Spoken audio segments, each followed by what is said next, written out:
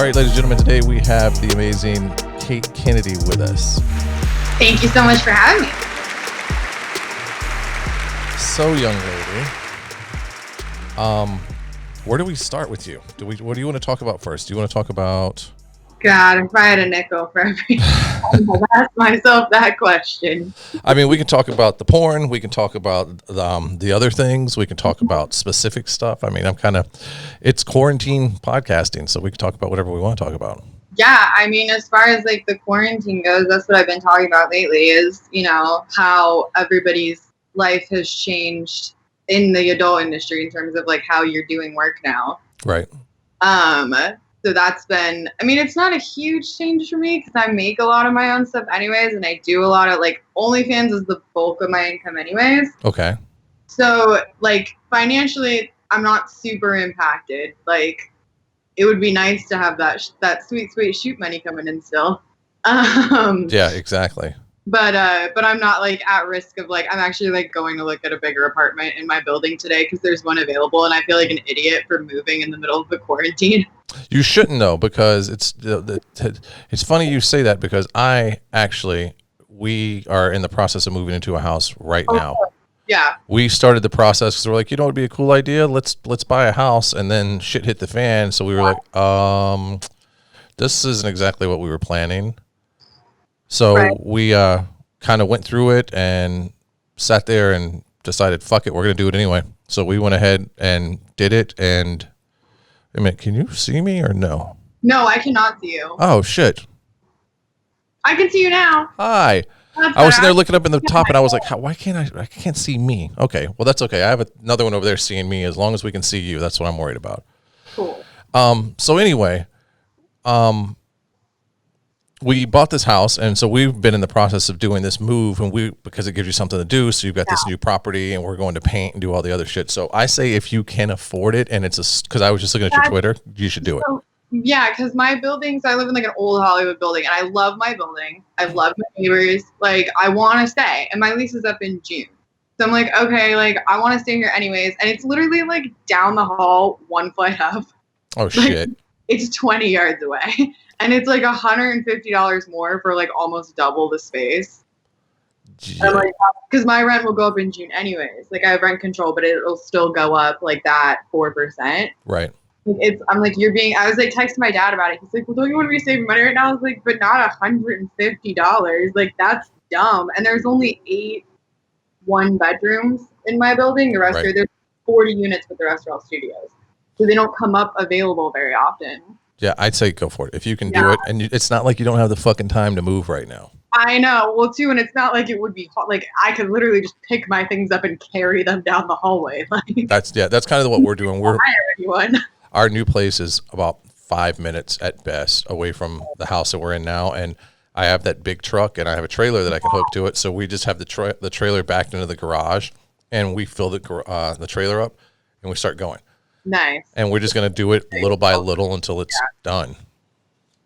That's probably what I would do. I'm going to see if I'm actually going to go look at it like after we're done with this today. Because that was the other thing I had to do. But yeah, so that's kind of exciting. That's like just happened in the last 24 hours. But yeah, the porn, the comedy, now like I feel like I'm like the porn pundit now.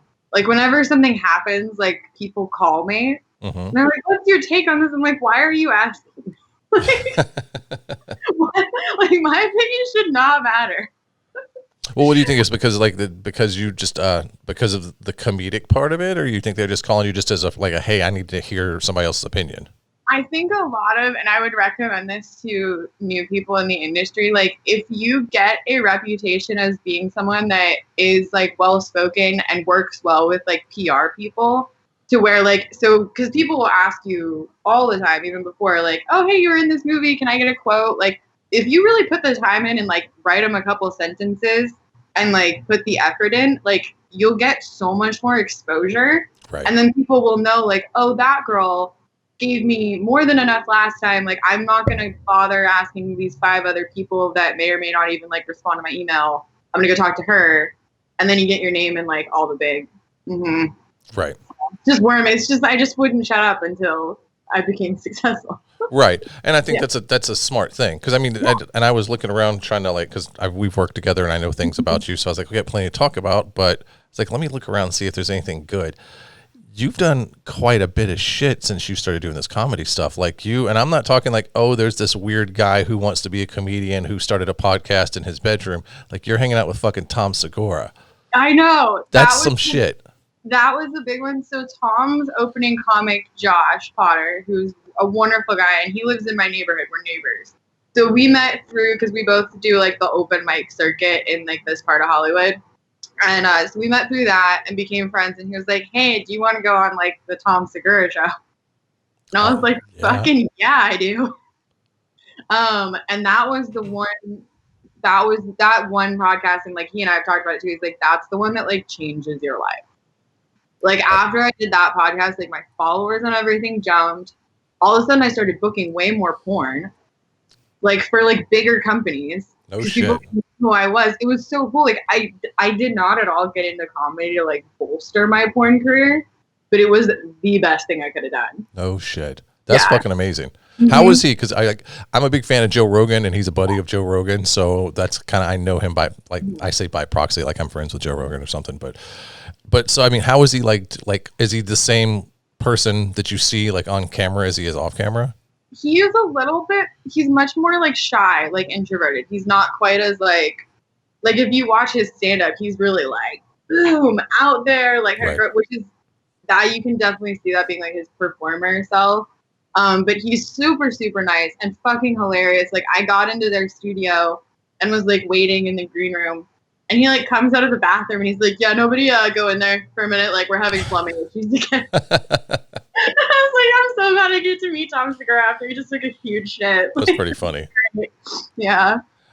So let's see, because you've done that. You did I saw a Dr. Drew thing that you did. They do it the same. So Tom Segura and his wife Christina P have like a podcast kind of like studio, and they have like 5 or 6 different shows that run out of there, and Dr. Drew is one of them. Oh, so you kind of do like all the shows. Okay.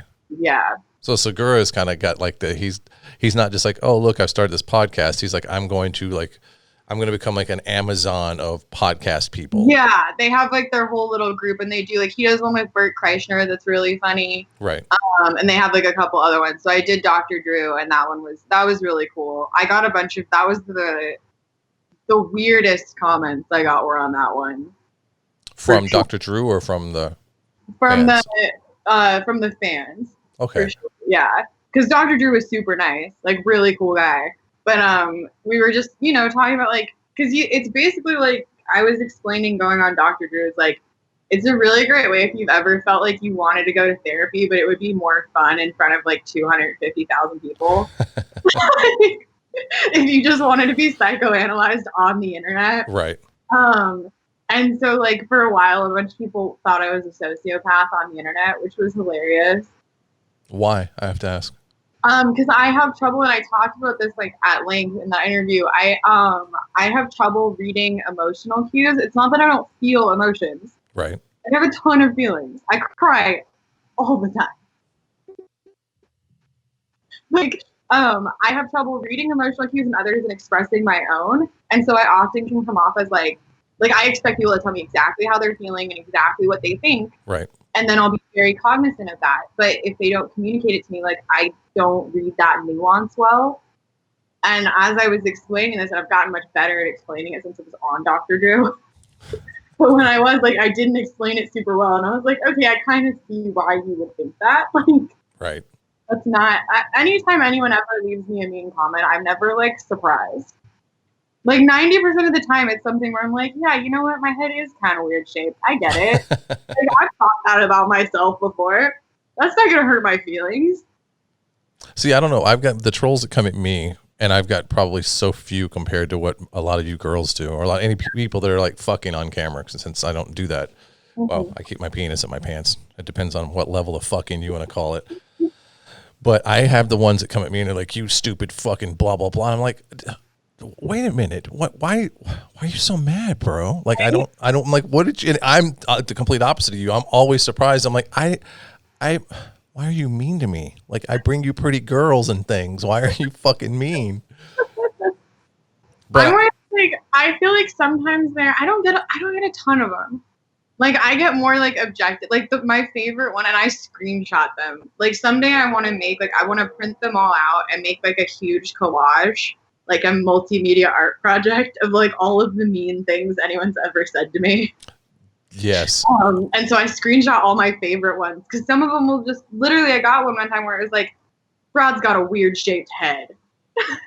I was like, okay, like what a thing to critique in a video of me like naked and fucking like Yeah. the shape of my skull. Which I don't even understand because I'm looking at your skull right now and I think you have a nice head. Thank you. I mean, I had a little bit of an indent back here. Like I was like, I get it from that angle. It did look a little weird. I was like, you know what? I see it. But you were naked, having dirty things going on, and they're like, "Oh, look at it." But I get the same thing. People are like, "Oh, look at that thing over on the floor," and I was like, "There's a naked girl that's If having that's orgasms." what you want to focus on is, the one bad, but like I can't help that you hate joy and fun. Yeah, exactly. I'm sorry you're so fucking sad that's what you have to do is critique the one thing that no one else is paying attention to, and you shouldn't be either.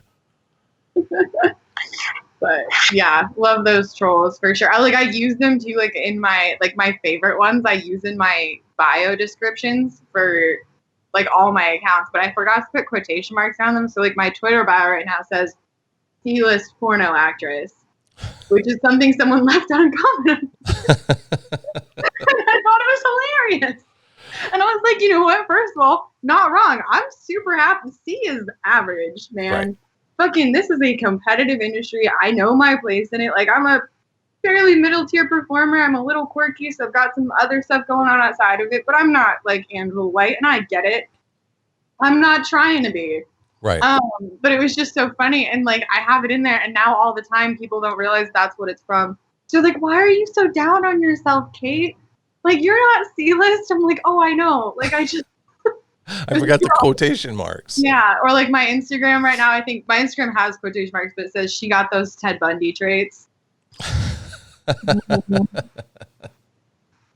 I love that you can be like, fuck it, I don't care. Because I'm, like I said, I'm the opposite. I take that shit so fucking personal. And I hear all the time, like, don't do it, don't. And some of them I'm like, whatever, clown.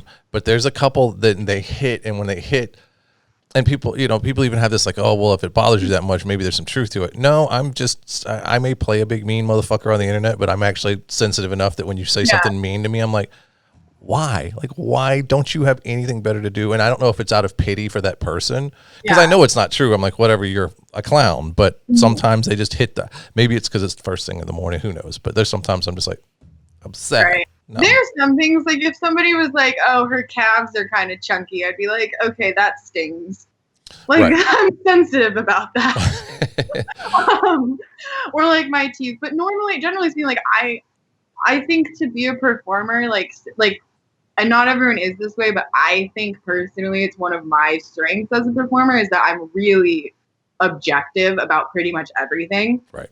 And so like if I feel like, and I've said this so many times where I'm like, if I'm not getting the kinds of scenes I want or working for the kinds of companies I want or getting the acclaim upon that I want, like my reaction to that is go back and look at myself and be like, oh, okay, you know what, maybe you do some crunches or maybe like you need to tan or change, whatever. Like that's my job. My body is my product. Right. And so like to me, I consider that the same way you'd go if you worked in a factory and we're like, oh, we need to switch this color choice or whatever. Like I think about it like that, where it's not personal to me. Like if somebody I knew said it, like a girl I knew said something mean about me on Twitter the other day, who I'd always like been on good terms with, and I was like, okay, that stings. Right. Like, but if it's a stranger on the internet, I'm like, I don't give a shit. Like I made money doing this. You didn't. So I go through and read, like, maybe I'm just like I'm a masochist, you know this. Right. But I go through and read, like, all of the comments. Oh, no.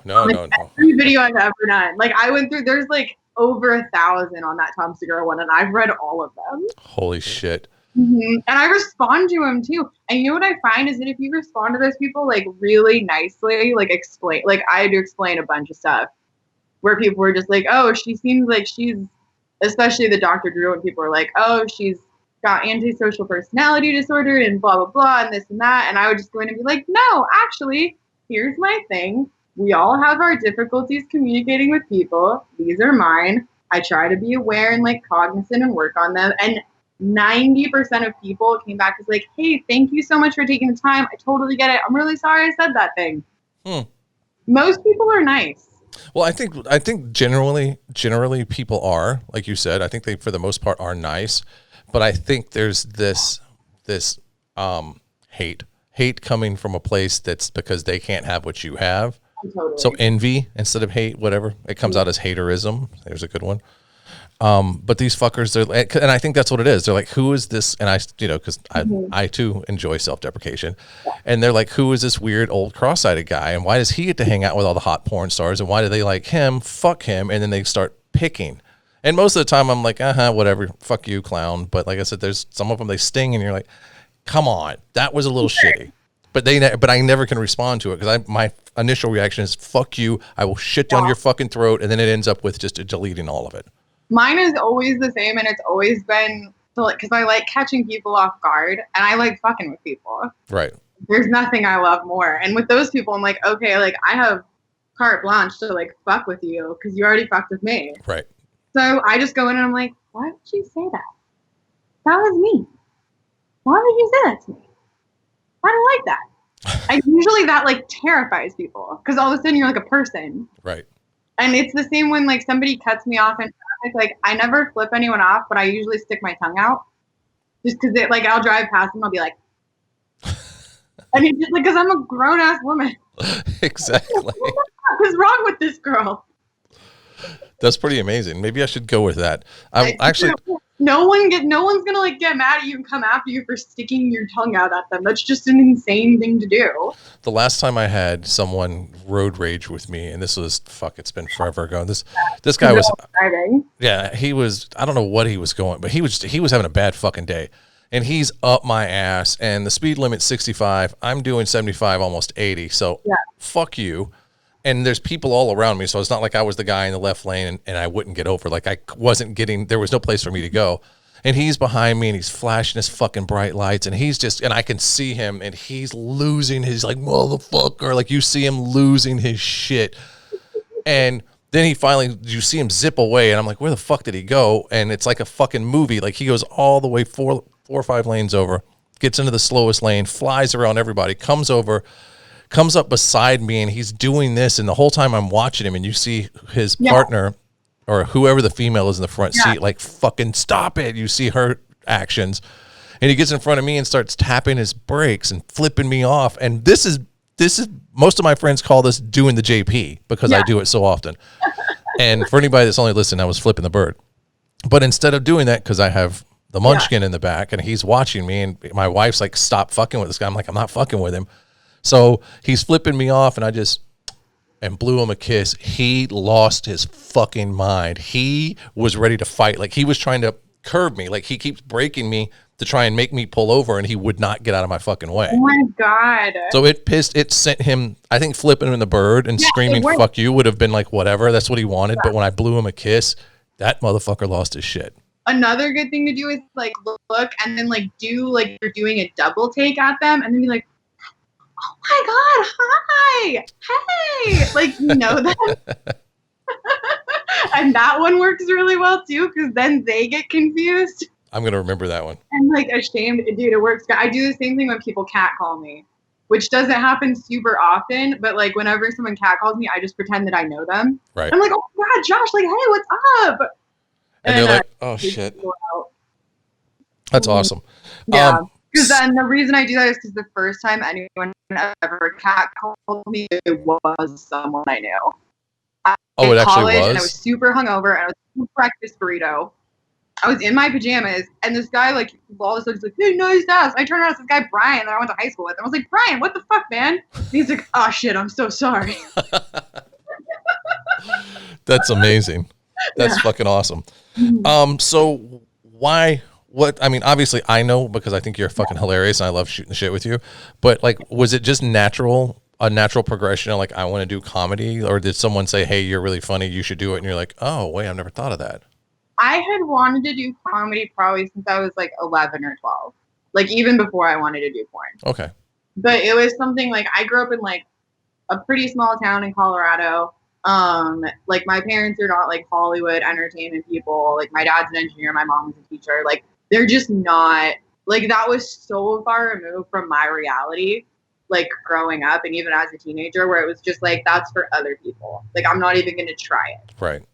Which is awful. Like I look back on all the things that I felt that way about, but I think I kind of needed permission to give myself right to go try it. And so last year I had been I did a podcast because I started doing a lot of podcasts last year just because they're fun and people were asking. And even now I'm like a podcast slut. Like I'm especially right now.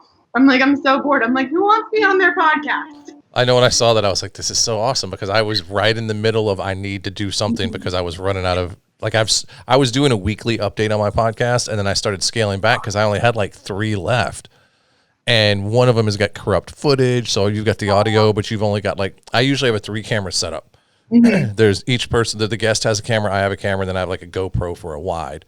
Yeah. The only thing that recorded was the fucking GoPro. My 2 like really stupid expensive cameras that we actually used to shoot my last movie on. The fucking footage was corrupted on both cameras. And like the last clip, because the GoPro does like 3.84 gig clips or some shit. So it keeps breaking the thing up. And the last clip on the GoPro like was fucking corrupted too. And I was like, I don't even have a full, and this was like Emma Hicks. Oh, so and when I did a poll to ask people what's next, because I was like, I'm going to, start doing this. And everyone said Emma Hicks. And I was like, all right, let me go look at it. And I was like, fuck, it's all corrupted. So anyway, the point is that I like started came up with the ideas, like I've got to do something so I can kind of fill the quota. I need to do something. And this is a perfect time because now people are going to be like, oh, well, I can't come to Vegas, but I can sit down for an hour or 2. Yeah, totally. And like, I've been doing the same thing where I'm like, and the same thing just happened to me actually, because I did Holly Randall Unfiltered, which was super fun, but her camera cut out. So there's like a good like 30-minute chunk of that interview where it's just me. I'm like petting my dog like next to me, like while she like gets up to check the camera. And I'm just like looking at her like, hi. But yeah, it's good to, so I've been doing a lot of podcasts, and my friend who I had done his podcast was like, hey, you're really funny, and I do a show at the Comedy Store here in LA, and if you can put together 5 minutes, you can open my show. And I was like, fuck yeah, that sounds amazing. I want to do that. And then I had to cancel because I got booked for my first anal scene that was supposed to be the day after that show. Right. I had to call him and be like, I'm so sorry. Like, I would love to do it another time, but like, obviously I cannot come to this. And then that anal scene got canceled like 3 days before. Fuck. Yeah, right. And it's like my first anal scene. So it had taken like 4 months at that point to sell it. Right. Right? Like, and we'd been in like negotiations. I'd gotten ghosted. It was this whole thing. And it got canceled because the director said he didn't like my face. Which, motherfucker. Just incredible. Like, that was the comment that I like made me run around my house screaming for 45 minutes. I feel like I should be doing the same thing. Like that just, your face.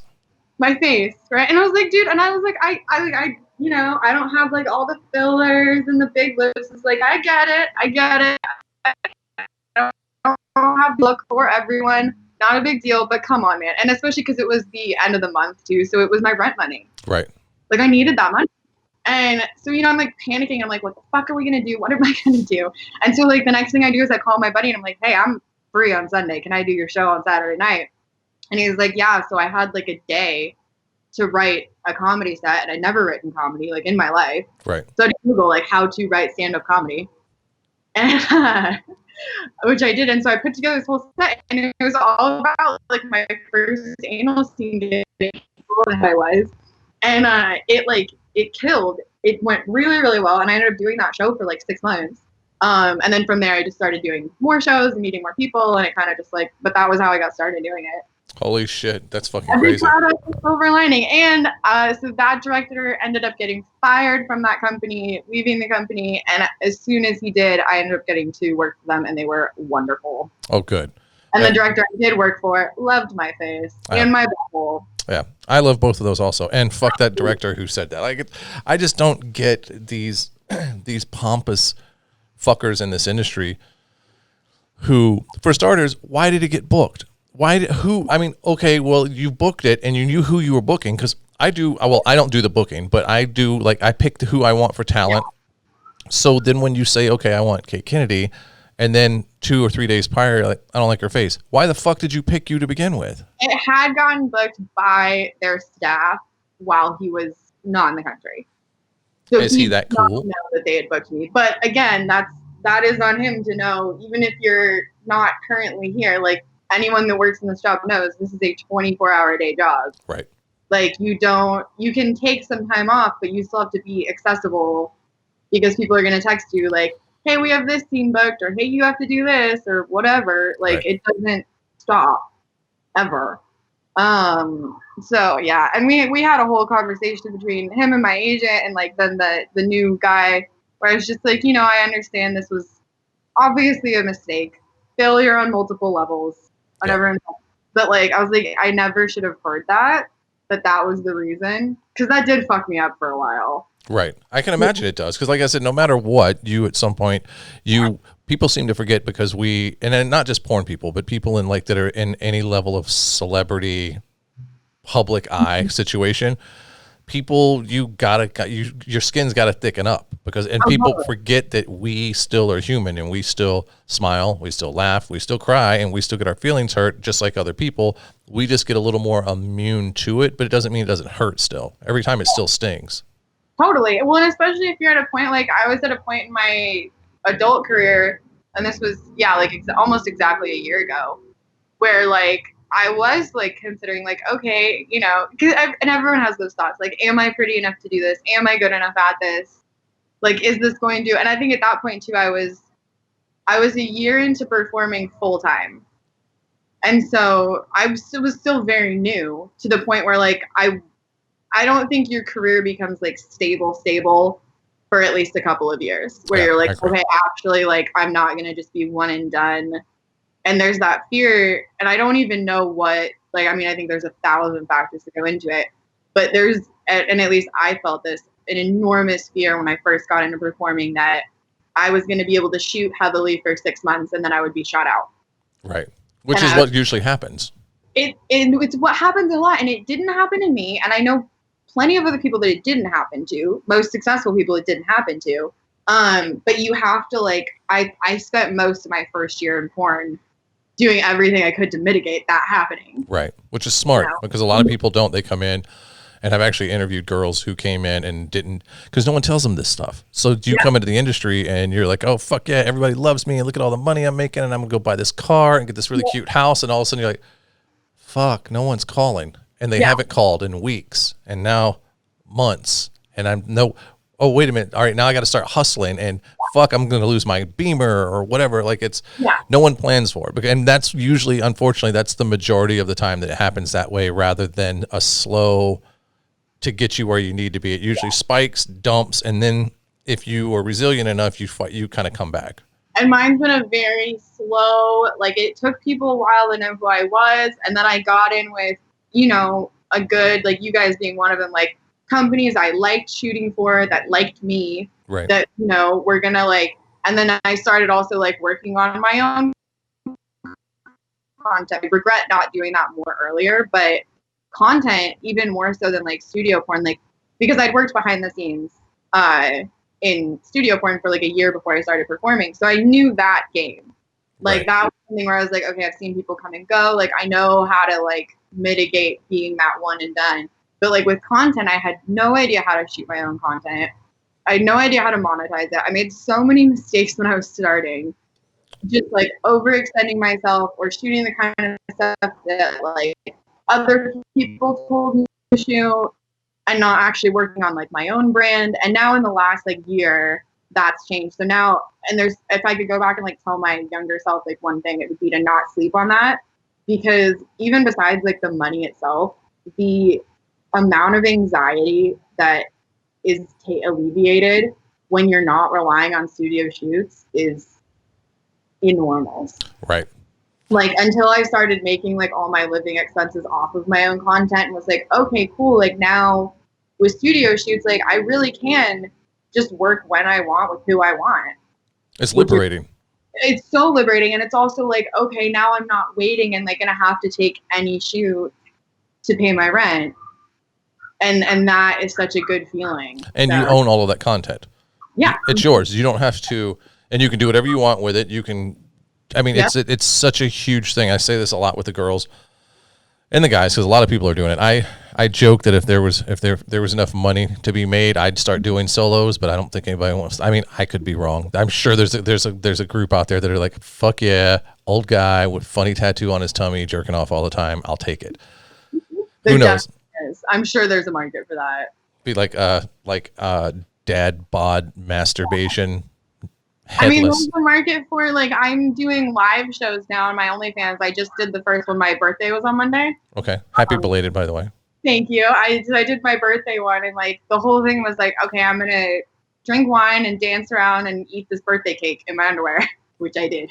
It was awesome. I love it. I had this lifelong dream where I've always wanted to have a cake, like a big fancy cake all to myself, and get to take a fork and just dig directly into the middle of it. Right.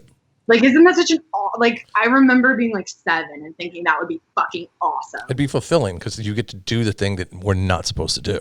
It is so fulfilling. It's exactly as awesome as it sounds. I was like, dude, this is amazing. But I ended up like just drinking wine, like yelling about physics for like an hour and a half. And people paid to see it. Oh, I made like $400. Fuck. And they were like, they loved it. Like my whole OnlyFans has been like, when are you gonna do another one? So now I'm just gonna do a weekly show where it's kind of like Drunk History, but I just get drunk and yell about things that I think are interesting. I love that.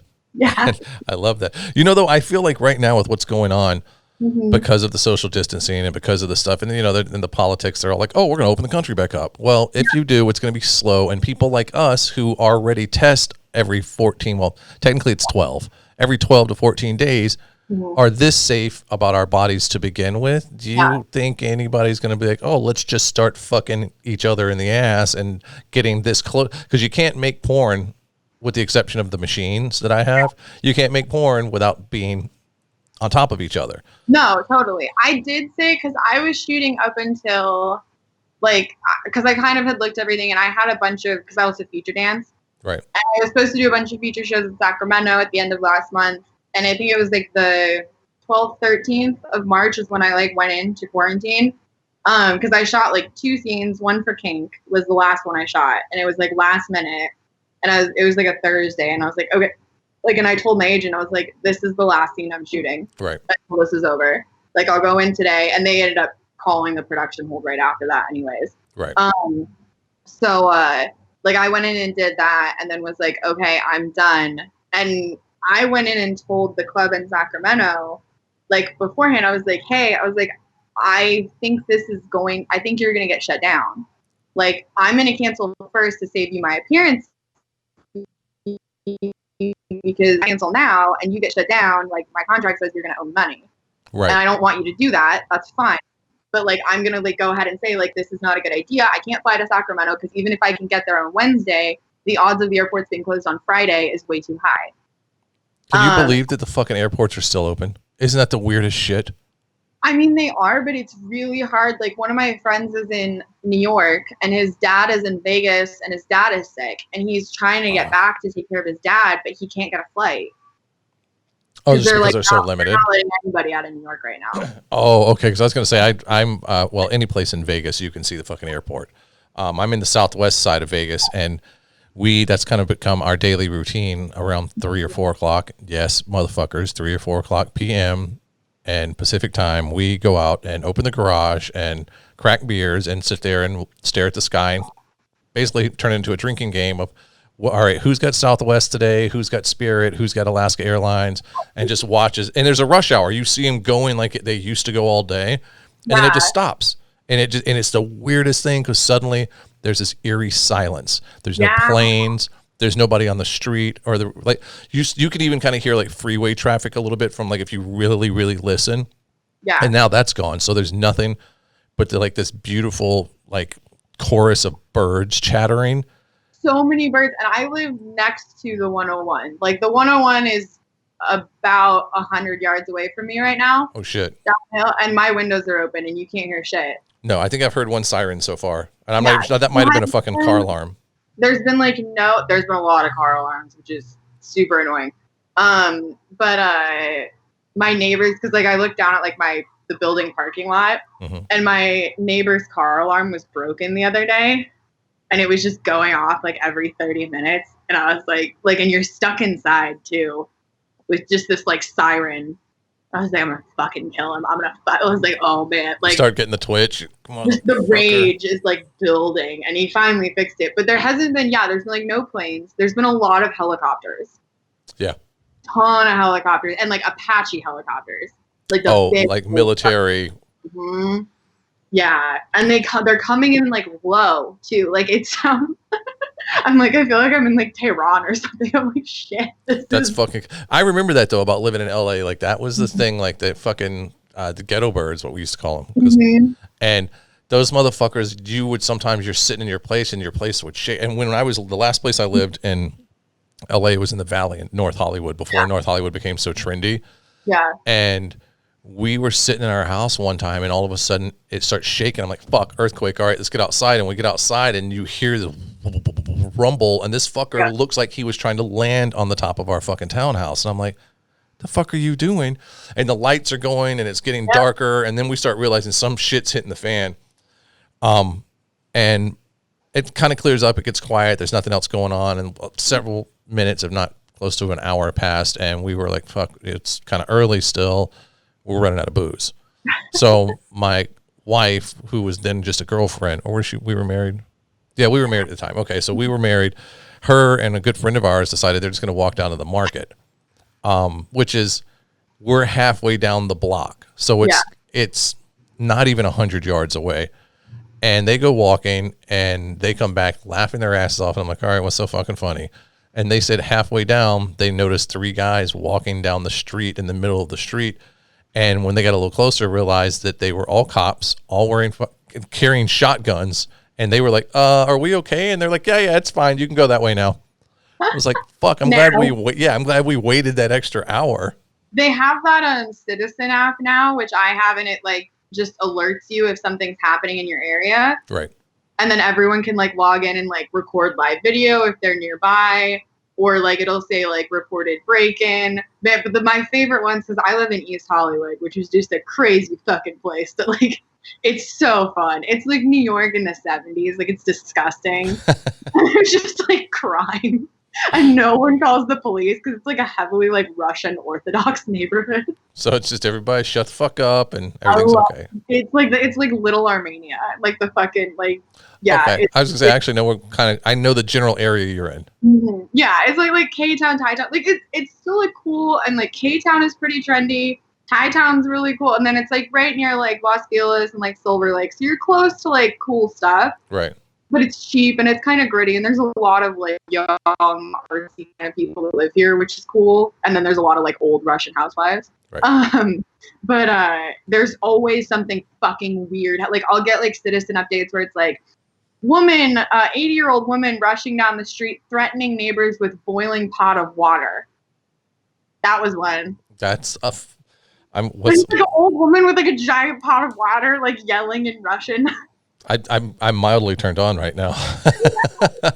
Weird shit like that happens all the time. There's been a lot of fires lately. I've heard that LA, because of what's going on, and I know people, like I've got a friend in Oakland who bought a house right before this all went down, and he was robbed. Not him personally, thank God his family wasn't robbed. Yeah. But they got into the house and they stole a bunch of his fucking equipment within the first month of him living there because of the shutdown. Yeah. I've got another friend in LA who is this angel. She's fucking like she's a hairdresser, and then one of her hobbies is sewing. And she said, I'm switching gears from what I do for my little side gig of these really cool bags she does to making masks. Oh, cool. So she is just fucking working herself to the bone to where she finally, just a couple days ago, went online and was like, I'm done. I'm sorry. If you haven't heard from me, I can't do this. Like, it's fucking with my head. trying to put so much work into this, so I have to back away from it. Plus I'm out of material. Yeah. But so she's working her fucking hands to the bone to keep people safe and taking donations, whether you want to give her money or not. She's still going to give you things, the mask. Yeah. And someone fucking broke in her car and fucking just destroyed it. And I'm just like, can't you motherfuckers? You're the reason this shit's spreading. Go the fuck home. Like, but people are seeing opportunities. A buddy of mine was like, well, criminals are going to be criminals. That's their job, and they want to go to work and pay rent too. And I was like, fuck them anyway. Fuck them harder. I was trying to make masks the other day because I also sew. And I was like, okay, cool, but it is very hard to get material right now, so I made them out of an old Magnum PI Halloween costume that was like laying around. Holy shit. I was like, I had this like giant Hawaiian shirt, and it was like the correct kind of material that they like recommend. So like, I started like cutting them, and then I realized I didn't have enough elastic. Like I thought I had, and I had cleaned out all my sewing shit. And so I thought I had like yards and yards, and I didn't. So I was like, I was going to make them for people mentally, and I was like, I don't have enough. So I ended up just making like 5 or 6 for myself. Right. But they're like Hawaiian print. And it. I'm also like, what a fun way to be reminded that my ears are too small for this shit. Like I have very tiny ears. Let's call them petite and cute. I mean, like just, I can't wear a lot of glasses. Okay. Like, and like I had a mask on, and I was trying to like do the ones with the little pieces that go over your ears, and they just like bend my poor little ears down, and like they don't stay. And so I've had to use more elastic, and I literally have to put my hair like up in a ponytail and loop it around the ponytail so it stays on. Mm-hmm. Otherwise it just falls right I was trying to show my dad, because he's out here visiting, or he came out to visit, and the shutdown happened. It was around the same time, March 13th. And he was like, I don't want to get on a plane. And I was like, well, Pops, you're here till you want to leave. I'm not going to make you leave. So he has, as all of us are, has been bored and on Facebook way too much. And he saw this video of where they take the bandana and fold it, and then they flip it into it, and then put the rubber bands on it. And he's like, I can't figure out how to do it. For starters, he has this, I don't have mine anymore, but he has a big beard. And I was like, this isn't really going to work, but I'll show you how to do it. And I got the hair bands and a bandana, like the ponytail things. Yeah. And I did it and went and put it over my ears to show him. And because I have such a big head, which means I have a big face, it just, same thing you were talking about, just pulled right off my fucking ears. And I was like, well, maybe we'll tie it. It's like, because that's like cooking videos where they like chop everything and it like looks perfect. And you're like, if you did it yourself at home, it would look like shit. Yeah. It looked like a rabbit chewed it up and spit it back out. Yeah, I think my mom also sews, and I'm glad because my parents are in Colorado, and like I've been so grateful that they've like taken this seriously, because I know so many people's parents that like haven't. Most of them. And I'm like, we're fine. And like, luckily my parents and like my grandma, because she's like not in the best health. I just talked to her the other day. Like they're all like doing good. They're not leaving their house. Like I explained how like Amazon Fresh worked to my mom. I was like, you can have them bring groceries from Whole Foods to your house. And she's like, what? I was like, yeah, like you just go on. I was like, Dad can show you how to do it. Like, I'm sure he knows how to do it. She's like, oh, that's great. That way we don't have to go. And I was like, yep, you're welcome. And they, because I guess a couple of my parents are like semi-retired. Okay. Like my dad was actually coming home. He's been home since the beginning of March, and he was about to retire because he travels for work. And he's going to transition into like a part-time job where he just like works like twice a week from home. And then they'll be just kind of retired. And he's like, I'm bored, but like I'll have something to do when I'm not golfing. Right. And so he's basically they've just sped that up because it was supposed to happen in June, and now it's basically just happening now.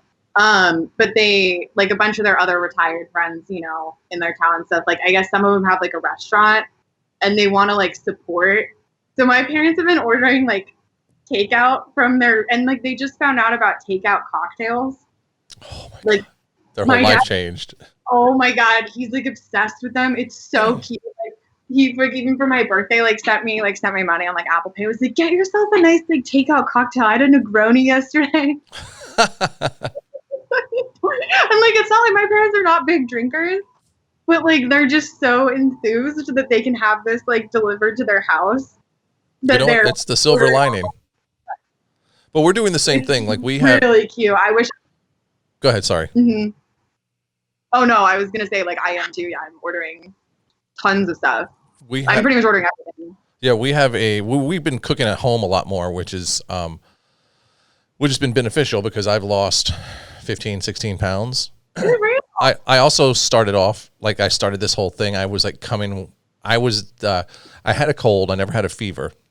It was the fucking nastiest cold I ever had. And a lot of people that I've heard stories from, they're like, I've got this horrible fucking wretched cold, but there's no fever and I can't breathe. And my doctor was like, hey, here's a inhaler. We're going to call it bronchitis, even though there's no mucus or anything. We're going to call it bronchitis and it'll go away. 2.5, 3 weeks, it finally went away. Yeah. So that helped start the process of losing weight. But so we've been eating really healthy. And the only thing that we do is like occasionally we'll order like pizza and wings, or because it's our favorite place. And then the place, because we're sushi whores, which I don't know if you remember, like we always talk about sushi. So we go to the same place every Tuesday for like the last 3 years. Like we're like probably one of our closest friends is the owner of the place, who's our chef. Yeah. So we've been trying to like, because we know everybody's struggling and that's his plate. This isn't like an Applebee's that there's this corporation that's backing. So we've been like trying to do the same thing with him, and he's like, here's a little bottle of soju, and I'm like, thanks, buddy. That's what my dad is saying too, because I order out all the time anyways, and I usually do like a meal plan service, so I get like 3 meals a week and I cook those because I'm busy and I live alone too, so it's hard for me to like buy, like I'm used to cooking for a lot of people if I'm gonna cook, and so it was hard for me to like whatever. I love having the meal service because it makes 2 meals for me, so I get like a dinner and then lunch the next day. Right. So it's like that, and then I order out like a few times a week, and every time I order out, my dad's like, it's from a local place, right, though? It's so important to support local business. You have to support local business, Kate. Like, Yes. I got you. But a cool thing they're doing here, like I don't know if they're doing this, I would assume they are, is like a lot of places are also offering like boxes of their like produce and like general goods, which is cool because then, and I was reading something about it where people were saying like, not only is it good because you're supporting them, also like they're a very good price because they're just trying to get rid of stuff and make any money back that they can. But you're also taking food out of the like supply chain of the grocery store. Like you're not participating in that, so you're leaving that stuff for the people that really need it. Right. If you're able to like pay to have things delivered and get things from restaurants, like it evens it out economically or something. So that's what I've been doing. Yeah, we've had a lot of the big casinos because Vegas is shut down. Oh yeah. Which is really crazy because the only time the Strip has ever shut down since it kind of got its start was when JFK was assassinated back in 68 maybe. Yeah.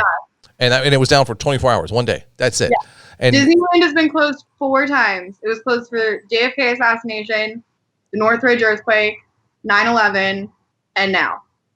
And this is probably the longest stint so far. The longest, yep. Because I think the Strip's been shut down now for 2, maybe 3 weeks, maybe more than that. But either way, so the casinos, shut down. Nobody's allowed in here. Stay the fuck out. And because our governor in Nevada he's a fucking badass. Like he's like, I'm not going to look back in a couple months and go, wow, I really wish I would have acted sooner. So shut the fuck down now. Like he was very stern but respectful, which I appreciated.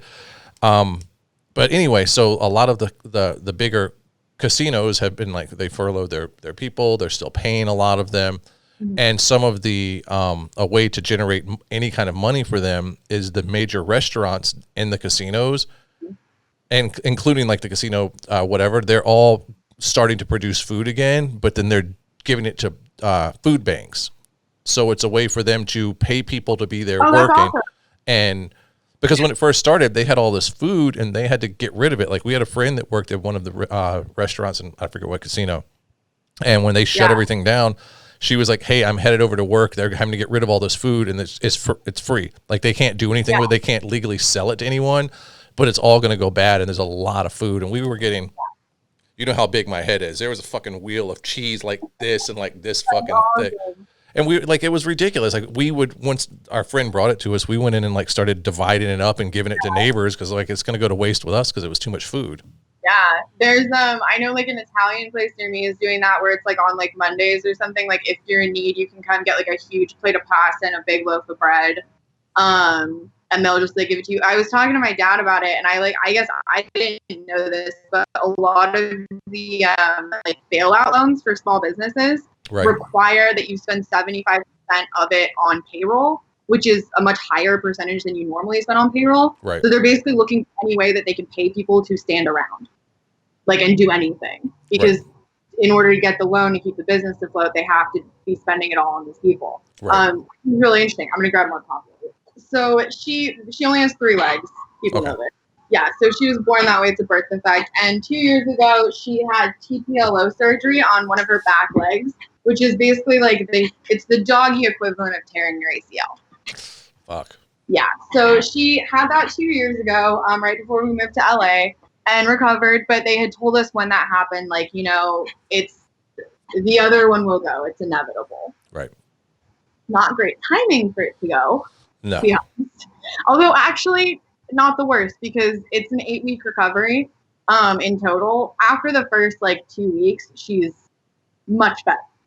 And we're only on day 5.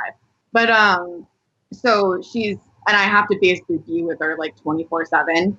Like I could not be going to shoots right now, let alone traveling. So of all the times, but basically like last week, all of a sudden it went, and I could tell, and we had to go in for x-rays, and then we had to go to like the surgeon, like the surgical vet for a consult, and I took her in, and they called, it's so weird because you can't go in. Right. Like I had to like drop her off and then like wait in my car. And so I'm like, you know, I'm a mess. Like I'm crying and I'm worried about my poor little dog that I like love so much. And like, you know, they called and they're like, we can fit her in today. So she went in and had it Friday, and is doing really well, and it went great. And so, you know, we're hanging in there. That's awesome. But, yeah, my poor sweet little girl. She's like just out of it. I was gonna say, you posted a picture the other day of her about the recovery, and she's just fucking like the biggest smile. But that's what I love about dogs, is they're like, fuck it, I'm okay. I'm not gonna sit around and bitch about it. I'm like, I'm just happy that my parents are still here loving me. Right. She's been getting, I mean, and I feel so bad too. I was talking to my mom about it, because like the first couple of days afterwards, she's just so like traumatized. And I remember it from last time, and I'm sure from her perspective, she's like, okay, she doesn't understand why this had to happen. To her mom abandoned her with a bunch of strangers that did something that hurt. Right. And she doesn't understand why. And I'm like, God, I'm so sorry. We have to for your help. I still love you. I didn't do it on purpose.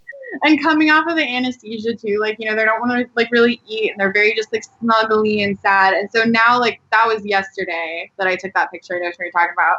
Right. So now she's starting to like perk up for like a few hours a day and like is eating better. But I've literally spent the last 5 days like hand cooking like rice and ground beef and feeding it to her by hand. I love that. That's pretty amazing. And like you said, that you have the time to do it right now too is amazing. I mean, a big part of why, like, and I think almost anytime anyone gets into adult, right? Like there's a million reasons why. Like for me, I could name like 10 reasons off the top of my head, but she was one of the big reasons, where it's like, I got her when I was 22. I was not ready to have her. I didn't really want her when we first got her. I got her with an ex, and then just like fell in love with her and was like, okay, this is my dog. Right. But she's very expensive, requires constant care. Like she can't really walk. Like I have to carry her places. Like she needs like prosthetics and physical therapy and like all of these different things, where it's like this dog would be, I cannot imagine having a 9-to-5 job and having this dog. Right. Like I can't imagine. So I'm so lucky that my job lets me have like the financial resources to take care of her, but also like the freedom to be there to take care of her. Right. Yeah, that's pretty awesome. And because unfortunately in a situation like that if it were in the wild, she probably would, you know, it wouldn't be so great. So it is good. Yeah. Even in like, so she's a purebred German short-haired pointer. Like her grandpa was like, her dad was a show dog.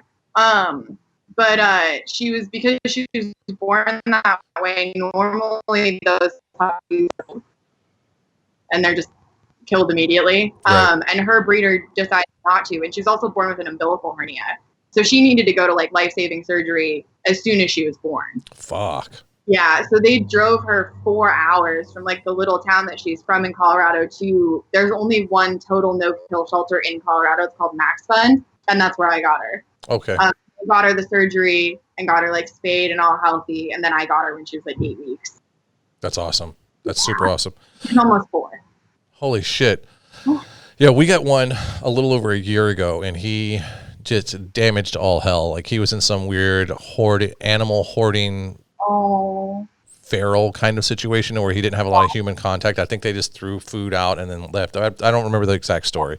Mm-hmm. But then when they found him, when they got the people that we adopted from, or the company, they were called in, and she saw him and went and touched him and, pulled the ears and did the things and was like, okay, we can rehabilitate him. And they work with an all-female prison to, so he went from kind of being almost feral to now being super strict in a prison. So he's all kind of fucked up and damaged. We've had him over a year, and he still has anxiety. He still sometimes will pace and just in and out because we have a little doggy door. But he went from the first 3 weeks to a month, his tail stayed tucked, like it never came out. And it was just, horrible shit. And he's scared of like the weirdest shit, like cigarette smoke scares him. And we found out because my father-in-law smoked, and our dog decided I'm going to shit in the house rather than go outside where he's smoking. So it's really weird shit. So I've got like a big place in my heart when people like put the effort in and rescue a dog and then stick it out no matter how fucked up it is.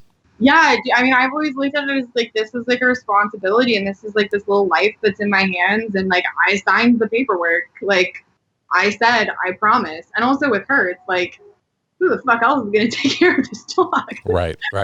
So much work. Like, she's afraid of yoga. The other day, I was like, I'm going to try to be healthy and not drink at 2:00 in the afternoon, and like, I'm going to try. And I like cue it all up on the TV, and I try, and she's like on my bed, and she just starts barking and like freaking out. She's like, what's going on? I was like, I'm sorry. No, drinking it is. Drinking it is. You're right. But you should drink, and she like her favorite treat is Doritos. She hates sirens. Like I've had to put a note on my front door because like usually the Amazon guys come and they like knock on the door and leave the packages. I had to put a big sign that says like, please do not knock. Right. Like it freaks my dog out. Does that work? Yeah. Because I've got him who he's learned all of his bad behavior from our little old mean bitch. We call her, her name is Cody, but we call her boss lady because she's a little bitch. And she has Tourette's, not really, but she acts like it's like she just barks at everything for no reason. Like she's in trouble and she's like, oh, and then she'll bark. And I'm like, bitch, I'm standing right here. I told you to stop barking. So he's picking up a bunch of her bad habits. And like once she starts barking, it goes and goes to where it becomes a contest of who's going to out bark the other one. So and I'm like, if people would just stop knocking on the door or ringing the bell. And so now that you say it works, I just figured they were going to come up and push the button no matter what. I just put it big on there, and I also like talked to the mailman when he was like in the lobby because I ran into him, and I was like, hey, like I've seen you a bunch of times, like just so you know, like my dog just had surgery, she cannot be excited, like please just either leave him in the lobby, or you don't even have to carry him over to my apartment, or just leave him at the door, I'll get him. So it says like, please do not knock, my dog just had surgery, like just either leave packages or text me if like, come over. Okay. And that works because she wouldn't bark if they like came in, but it's that she knows someone's there and she can't see them. Right. And that confuses her. And we also live in like an apartment building where I'm like, no one else wants to hear my dog because she has a loud bark. Right. Like going off 5 times a day. Right. Yeah.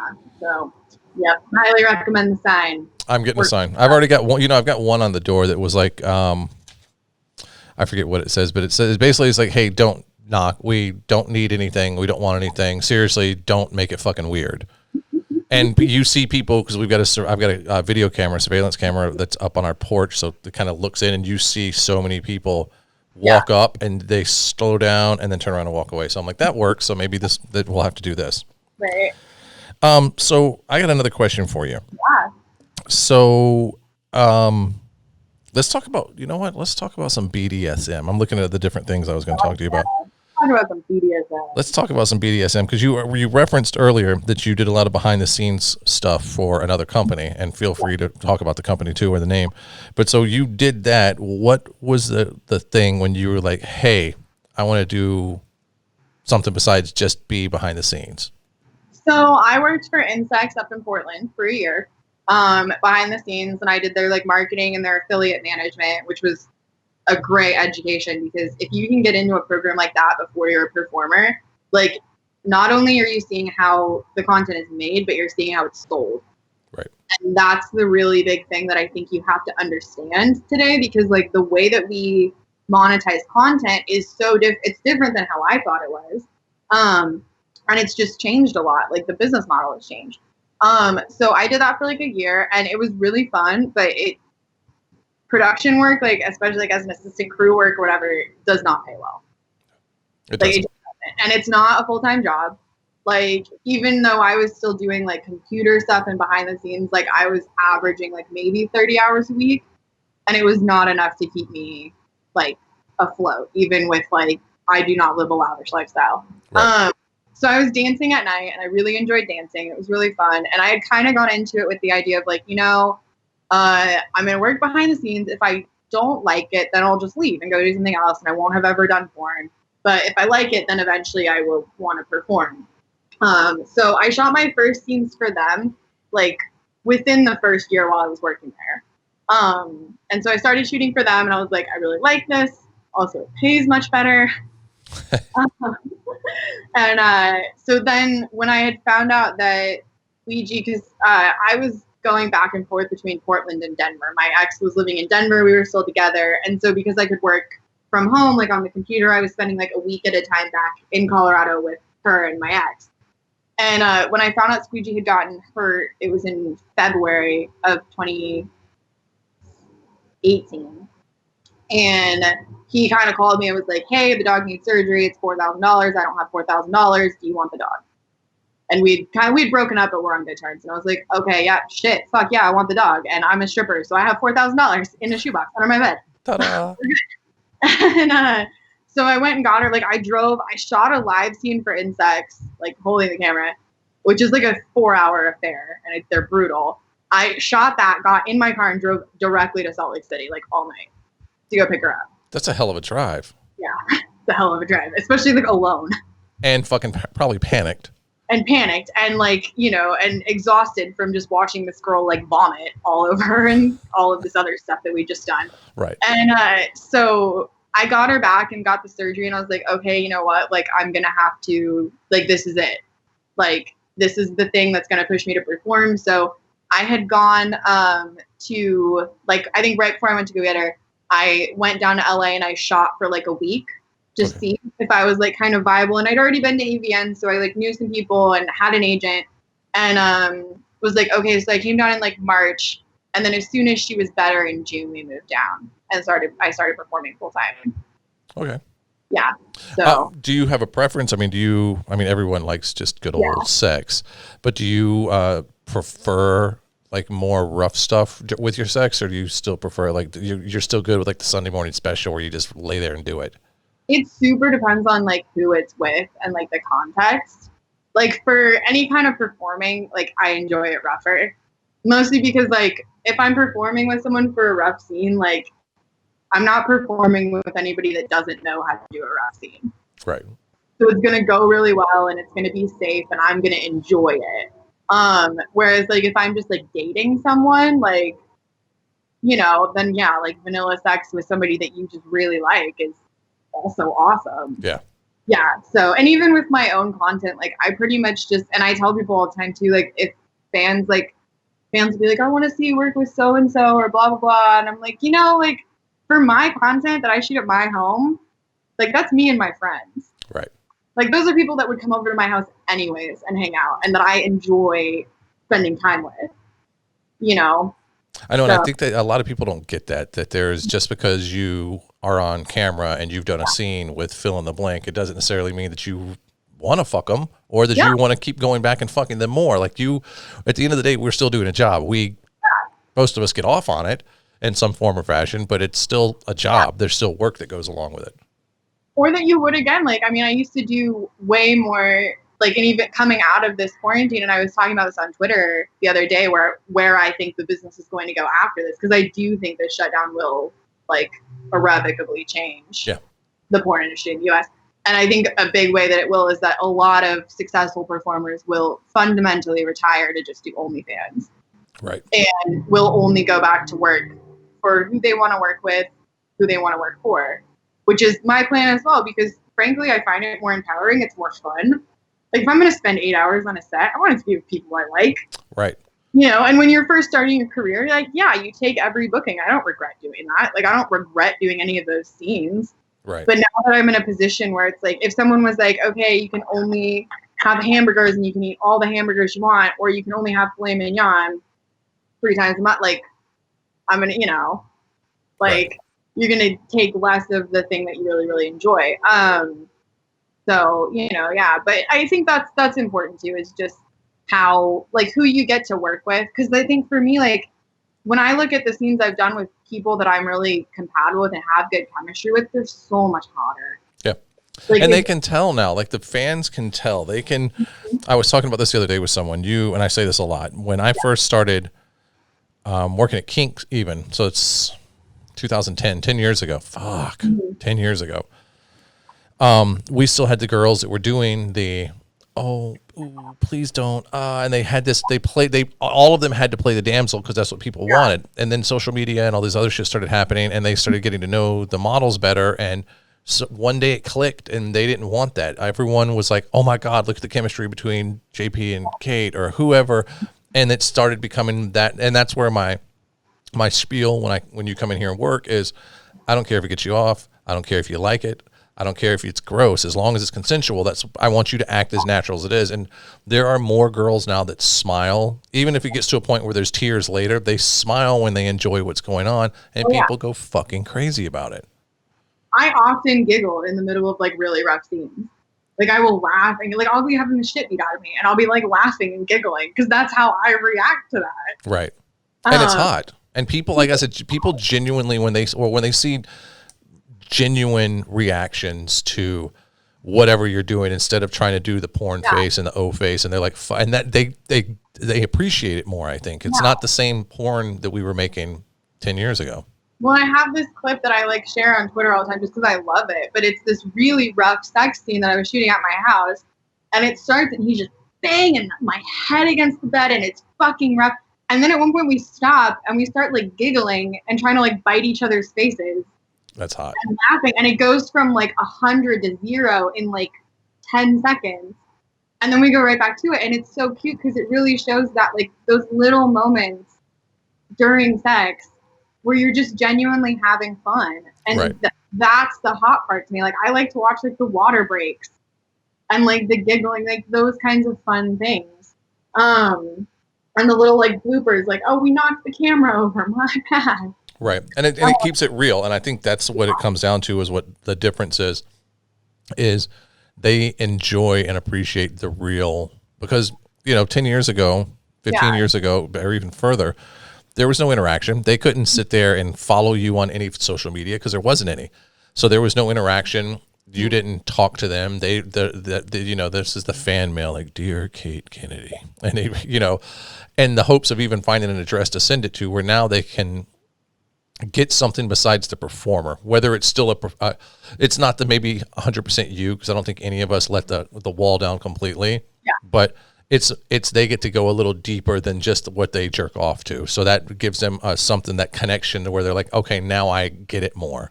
Yeah. And I figure like, if you're my fan, you want to watch me bang the way that I do. Right. Like if you just want to watch a hot blonde, go to Pornhub and type in hot blonde takes 50 bukkake loads. Like, cool, go do it. Like I enjoy watching porn where I don't know the people in it personally. Yeah, well, I mean, it's hot not knowing the people. Well, yeah, and also it's weird when you know the people, because you're like, hey, we had brunch last week. Yeah.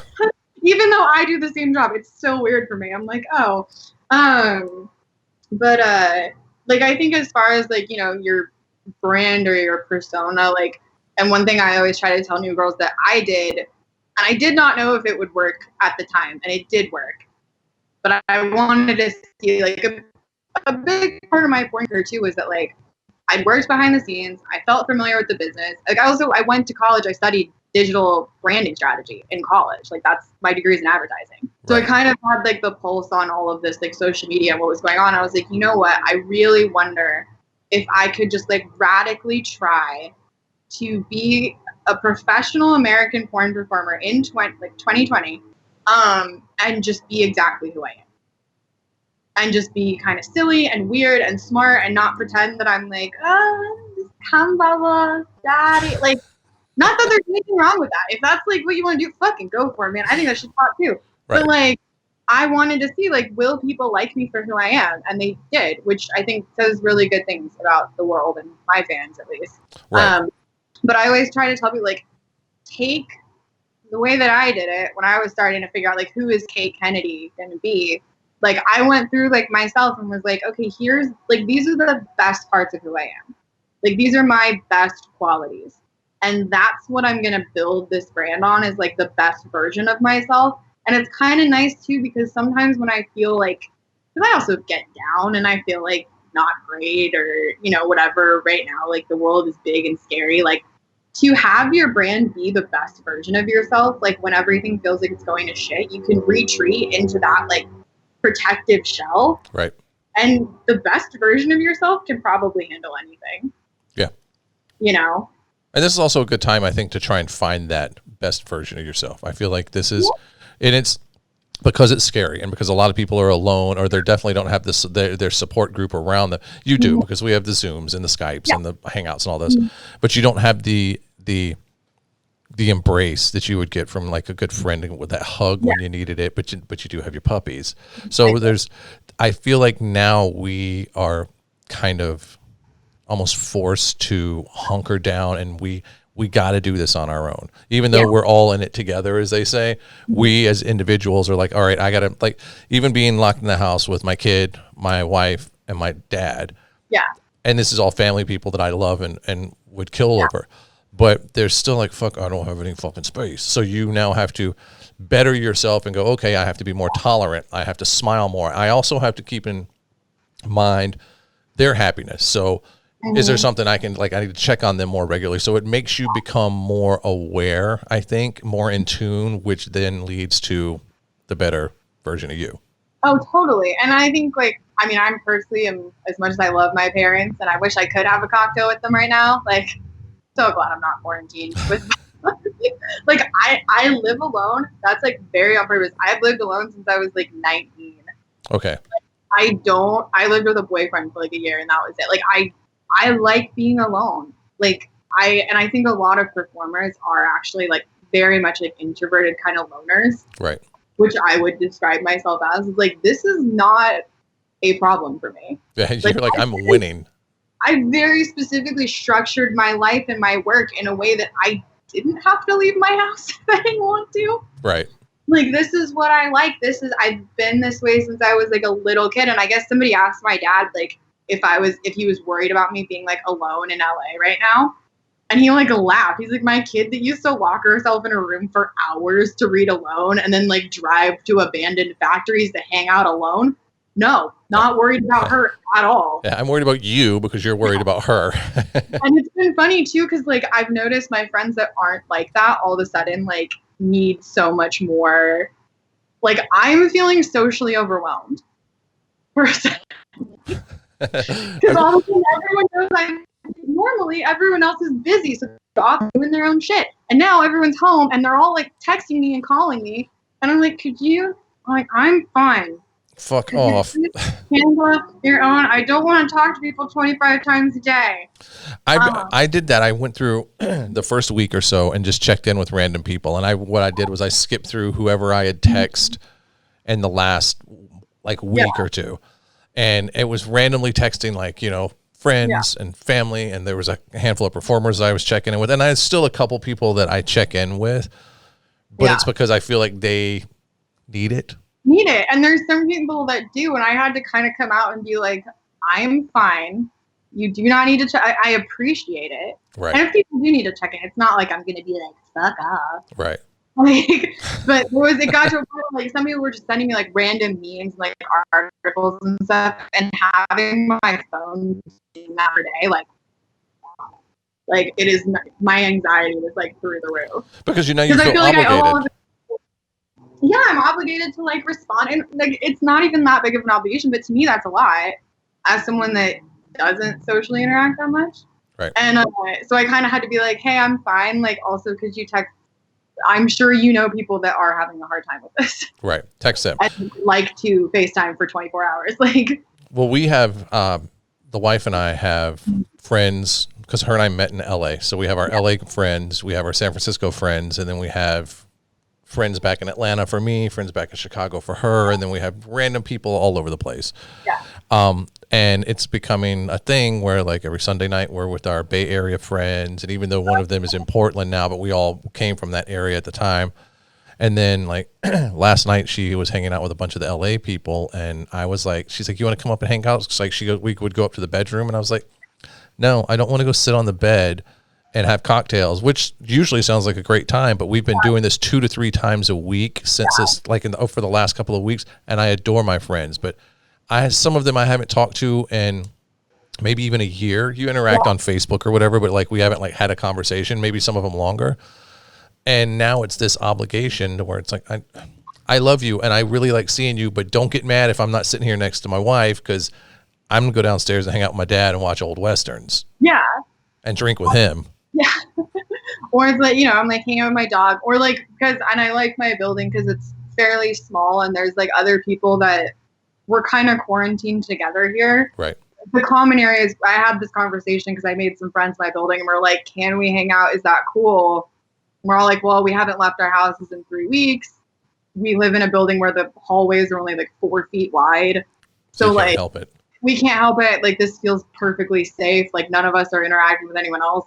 So like, I have like friends that like live down the hall too, which is kind of nice. Like, it feels sort of like living in like a dorm. Right. So you still have your own space, but you have someone if you need to interact. Yeah, where I could be like, hey, come over and drink wine with me on my couch tonight. Right. And like watch a movie. And that's really nice. And so, just those like little interactions, which feels like enough for me. We've had a friend who she'll come by and she'll pull in the street and we do an exchange of whatever. Yeah. And then we'll hang out. Like she'll come sometimes, and she'll come over with her kids, and they stand in the street, and we stand up at the top of the like in the garage and kind of yell back and forth down. But we see people randomly doing that, and I feel like I don't think there's anything wrong with it because we all need social interaction. Yeah. But what's weird that I'm noticing is that me anyway, I have this like. I used to hug this person a lot, and I used to like give them a kiss on the cheek or tell them I loved them, and was very close as the closest I am to this computer screen right now. And she came over to see the new place. Yeah. And the wife was like, we've had all these random people coming in here for the gas and the electricity, and they're coming in here without masks, and they're fucking strangers that you don't know. How do you feel about her? She came over, and it was weird because I didn't, as much as I like love her, I was like, I did not want her that close to me. So I feel like this is triggering something in us to where we all have this paranoia of like, which is going to make it weird. We're going to get like called out for it too. Cause like between like, the girls in my building and then like my friend Josh, Tom Segura's comic. Cause he also lives like a few blocks away, like walking distance. Right. Like, none of us have family here. So none of us are like interacting with older family members. None of us are even like going to the grocery store. Like everyone's just ordering everything to be delivered. Right. So, and being like left in the, like at the lobby, it's like, okay, I personally feel like this is a risk I am comfortable taking. Right. Right. But we had to like have that conversation. And then like at one point, like Josh came over and we were hanging out. And like, as soon as like we come in, like we wash our hands. Right. Like we both like wash our hands. I'm like, okay, we've done it a couple times. And we were gonna like, we had seen that Ina Garten video where she like makes the cosmos at like 9 a.m. And I was like, we should do that. That's hilarious. So we like ordered everything to make a huge thing of cosmos, which are gross, by the way. I had never had them. Disgusting. Yeah. Such a bad plan. But I was like, come over and we'll just drink all afternoon. Well, now we have them, so we have to drink them. Right. And I was like, at first I was like, we should live stream this. This would be so funny. And then I was like, no, we shouldn't, because some asshole is going to be like, what the fuck? You guys aren't distancing. Mm-hmm. Yeah. And then we have to like explain the whole thing. And, some people are still going to be like, no, you shouldn't be doing that. And it's like, I've been in my house since way before most people. Because like you were saying with Nevada, like our governor is also like locked down the state immediately. Right. And was like much more aggressive than like almost everywhere else. And that's why we haven't had as many like deaths and infections. Exactly. But it's like, we've been doing this. So like, and that's how we're going to come out of this too, is like slowly interacting with people, Yeah, so I agree. There's been that thing that came out, like, I guess California, Oregon, and Washington have like a compact now where they're going to work together to open their states on their own time rather than follow the federal government guidelines. Right. Because all of our governors, and I will now include Nevada in this, are not idiots. Right. Yeah, like I was impressed with our governor. Like when he came and started talking, especially with the fucking Cheeto in charge, who's fucking the biggest idiot in the world. He, like the shit that comes out of his mouth, like I tell people this, I've said it to several people, is when Mike Pence starts speaking and he seems like the smart one, that's when you know we got a problem. Mm-hmm. And fuck you guys if you don't like it, because you know I don't like that motherfucker anyway. It's so, but then when our guy Sisolak starts talking, you're like, fuck yeah, tell him, daddy. Fuck yeah, tell him, because like he is so stern. Yeah. But he's like, I'm fucking, it's like a dad. Like he's doing it because like, I'm doing this for your fucking good. And you're like, but I don't, well, fine, I'll listen, but I'm not happy about it. But then you start realizing that he genuinely is like, stay the fuck at home and be safe. And I'm doing this for all of us. So the sooner we can get this under control, the sooner we can all go back to normal or whatever the new normal is going to be. Right. And yeah, like I've been super impressed with Newsom. My dad thinks Newsom's going to run for president in 2024. It's funny. I actually think that Sisolak should. Yeah. My dad was like, I think Trump wins in November and then Newsom will run and win in 2024. God, I hope Trump doesn't get it again. Good, solid. You know, I was like, that's some solid pundits. My dad just became a citizen. So like, this is the first time he gets to vote and he is fucking stoked. Yeah, like I've been super impressed, and like they're like the first part of their plan to reopen the state is to focus on all of like the child like welfare, like foster kids, anyone that's like in a like interacting with social services, to make sure that like those people get the resources first, right? Because that's a huge problem with like closing the schools and everything. So and I like looked at their plan, I was like, this makes a lot of sense, and I'm cool with this. So I mean, we'll see. I don't know. I don't think that it would happen, but there's even that possibility that, you know, the independent states, or I say independent, all the states independently decide, you know what, fuck that, the federal, like we're done. Like you don't get to do this anymore. We're going to start acting as individuals, and we will become. I don't know what what's going to happen. But I know movement for that, right? Like of the idea that the West Coast would secede from the Union. And there's a lot of people that are and I'm not against it. Honestly, I would love to live in a country that's just California, Oregon, Washington, and Nevada can come to. Right. Like that would be like such a well-run state. Well, I feel like it's progressive enough, and the people are thinking. I mean, and I will say this. I mean, I won't go with all things that are California, because there's a lot of shit that happens in California. And I was like, fuck that. I'm so glad I'm not there anymore. But the intelligence level compared to the federal intelligence that we have going right now is fucking night and day. Well, and culturally too, because you know, like one of the biggest problems that the U.S. runs into all the time is that it essentially is like 50 different countries, right, stuck together, and like our like cultural mindset, like our needs are so different than those of people in like Middle America and the South, and like you hate to say that, but like at some point it's like, okay, like you guys keep fucking us over. And the rest of us don't want to do that. I'm from Georgia, and when the governor stepped up and did his whole I didn't know bullshit, I was like, I don't even know if I should tell anybody I'm from Georgia anymore, because that was so fucking embarrassing. Like my friends on Facebook that are still in Atlanta are like, really? Because we're trying to really Atlanta to like push all of the South up and go, hey, we're not a bunch of dumb hicks. And then the fucking governor of Georgia does that, and and I'm sure everyone else like Alabama, Mississippi, and the Carolinas are all like, ha, Georgia's the dumb ones now, not us. Florida. Fucking Florida. Fuck yeah, you can always count on them. I'm originally from Texas, and I'm the same way. I'm just like I left when I was small. I grew up in Colorado. Like, I'm super liberal, hippie. Like, you know, my parents are the same way. Like, I grew up in the first state to legalize marijuana. Like, I'm obviously very much on the left. Right. And I've always been really outspoken about that too. Like, politically. Like, I'm never mean to people about it. Like, I never like go after you. But I've never shied away from like, and that goes back to like trying to have like an authentic brain of like, this is important to me. This matters to me. Like, I read the news. Like, I like to be informed. And I have opinions and thoughts, and I feel like sharing them. And so I've never been shy about, like, sharing my political opinions. Right. Like, as a performer, which a lot of performers don't do. And I've had a lot of girls ask me, like specific, even like bigger performers than me, be like, does that impact your sales? Because like I would like to also say that, but I'm worried, and I have to be like, no. Like Bernie Bros watch so much porn. Yeah.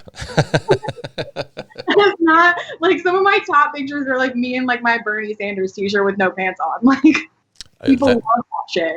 I was gonna say, you know, for a long time it was you had to stay away from that, but I think it's people are kind of people are listening. I think people are starting to pay attention. I think this fool in charge right now is I think he has forced people to step back and go, because like I know I have relatives that voted for that fuck. Yeah. And then step back but there were so many people who voted for him because they didn't want her, and I was like, that's not the fucking right answer. But there's the same thing that's going on now with people that are like, you know, everybody Bernie, and then Bernie stepped back and everyone's like, well, fuck it, I'm going to write him in. No. That's how this motherfucker got it the last time. Like, follow the endorsement, because at this point it's going to be the least of two evils, or the lesser of two evils. Yeah. But you got to pick the one that's going to get rid of the shittier one that's there now, because at least the one coming in might be, you know, the sniffer. But at least he's not the Cheeto who is ruining the whole fucking the whole society that we like spent just crumbling it and like dismantling the pandemic response team. Right, yeah, because that's the smart thing to do, because he's got his fucking panties in a wad. And like I agree with you. Like I will vote blue no matter who. Like that's, you know, who I am. But like I also do think that it speaks to like a broader, like the way that they, first of all, they should have fucking called off the primary as soon as this happened. Like to me, it is absolutely unconscionable that they made Wisconsin vote. Yeah. And I don't think that those primary results should be considered. Well, I do, only because they fucking risked so much to do it. Like so many people are like, I'm going to go stand in line for 12 hours and 6 foot apart. And like and that's the only reason, is because so many people were like, I will do this just to make a change. Yes. But just the way, like our entire primary system is, and that was like going around all over California, people were saying that like I guess UC Davis only had one polling station for everyone. They'd one. Yeah. Like there's tens of thousands of people there. Like and they put fewer polling stations in like lower income areas, in places where you're going to have people that are more radical. Like the party itself is corrupt. Like both parties are so corrupt. Yeah. And I have this conversation with my dad all the time, because he's Canadian, and so he's more in that kind of vein of like European, like parliamentary, like politics. And he constantly is arguing for like the dissolution of the two parties and having lots of smaller parties. And we have this argument all the time where I'm like, if you have lots of smaller parties, it makes it easier for a far right or far like radical faction to take over the government. Right. Like there's pros and cons to both of these. But yeah, I mean, I think our entire system is broken. I think I should be president. I would know. I have a good plan for this. You have my vote. Here we go. There it is. You didn't get to hear it, but I just gave you a ding for the plug for Kate Kennedy for fucking 2020. Or is it 2024? You're going to wait till 2024? I won't even be old enough in 2024. Okay, well, 2030. I think you should start getting your plan together right now. I talk about it drunk on my OnlyFans the other day. That's pretty awesome. I was like, I'm just going to share my political ideology. And like most of it is like, we should fund education and infrastructure. Let's do the things that make sense. Yeah, let's spend our money where it makes sense. Right. You know, but I think it's so easy to get really just disillusioned with the world right now, because it is so broken. Right. And part of why I've always liked being an adult is because you do get to live a little bit outside of society. Right. And I enjoy that. I like I'm already living on the margins of like a late capitalist failed state. So and I kind of joke too, like especially with all of the people, and like this is everything we talk about, like all the people are like, well, guess I'll make an OnlyFans account. Like, joke's on fucking you, because I thought this job would be easy, and I was wrong. Like, I very purposely thought, I was like, dude, this would be great. I'm not going to have to work very hard. I only have to shoot a couple of days a month, make all my money. I'll get to sleep it. I haven't had a day off in like 3 years. Mm-mm. Like, I busted my ass for 3 years and just got to a point where my OnlyFans actually makes money. So, like, but I did, like, I mean, that's another part. Like, I got into porn in 2017. So it was right after this, it all happened. And I was kind of looking out, being like, hey, you know what? Well, first, I already can't get a job. in my field in Colorado. And like, it feels like the world is falling apart. So I'm going to go do the one thing that I know will be lucrative. And not only that, but pandemic proof. Apparently so. Yeah. Like, I kind of want to, like, I did kind of want to, like, rub it in and be like, I told you so, Mom. I fucking told, like, I told you this would work. Yep. Ta-da. I still have income. Exactly. Yeah. All right, young lady. We're going to wrap this up because I got another one coming up in just a little bit. I have my productivity meeting coming up in 30 minutes as well. There you go. This was awesome. This is amazing. Yeah, this is so fun. Thank you for having me anytime. You say that, I might be calling you a couple of weeks. Go, hey, Kate, let's do it again. I have nothing to do. Nothing to talk about. You can always call and check up on Squeech too in her recovery. See, now I got a good excuse. Alrighty. You were awesome. Thank you so much. Stay safe. We'll talk to you next time. Thank you. You too.